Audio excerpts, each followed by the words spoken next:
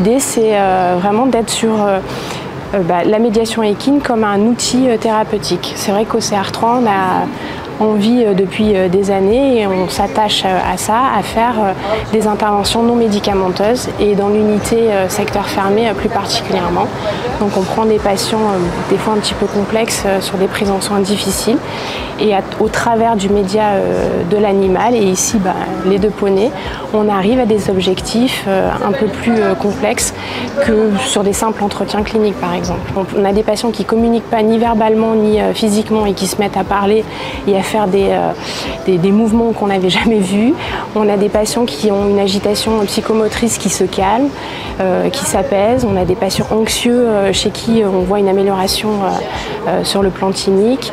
C'est très très varié. Voilà. Ça dépend des objectifs qu'on vise quand on choisit entre guillemets le patient pour la séance.